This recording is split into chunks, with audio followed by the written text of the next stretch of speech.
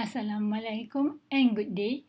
My name is Nisha Nadhira Nazirun and I will be presenting paper ID31 entitled A Review on Machine Learning Approach in COVID-19 Pandemic Prediction and Forecasting. 11 March 2020. The world has been and is still facing with COVID-19 for more than a year now, ever since it was declared as a pandemic by World Health Organization (WHO). The novel contagious disease attacks the human respiratory system, which, if very severe, can lead to death.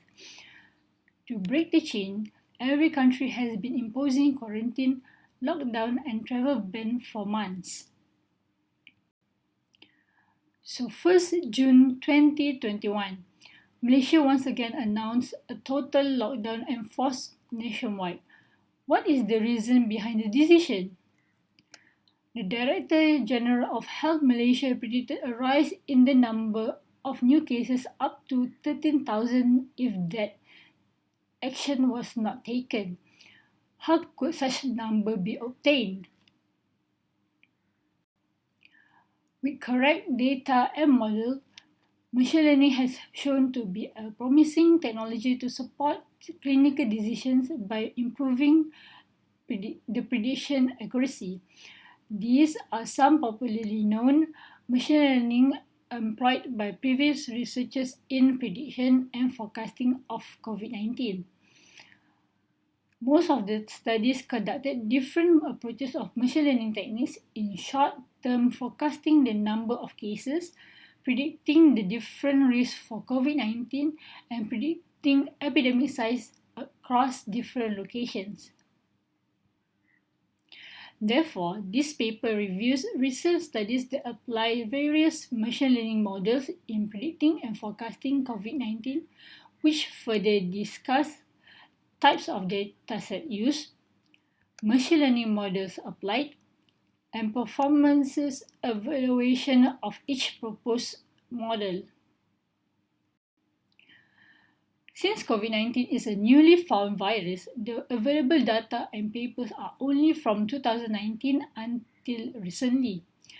Researchers use available data from hospitals, laboratories, and also data repositories for the 2019 novel coronavirus dashboard operated by the Johns Hopkins University Center for Systems Science and Engineering, JHU-CSSE. Majority authors compared support vector machine with other machine learning models. In this COVID-19 case, it is advantageous to employ SVM since the epidemic trend is indeed curvy and non-smooth. Next, regression models have many variants like logistic regression and polynomial regression. The growth of COVID-19 is characterized similarly to the logistic graph. In the COVID-19 outbreak data analysis, residuals also play an important role. The residual in the polynomial regression can be reduced by fitting a higher degree of polynomial produces more prediction accuracy. Meanwhile, tree-based algorithms include decision tree and random forest. Every DT has high variance, but when combined in RF, the resultant variance is low. However, Ribeiro et al. 2020 pointed that RF has difficulty to forecast COVID-19 cases as it requires more observations to effectively learn the data pattern.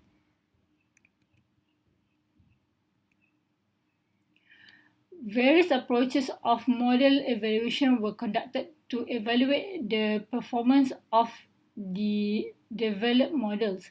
Statistical analysis such as R-squared score, mean square error MSE, and root mean square error RMSE are mostly applied for COVID-19 prediction and forecasting.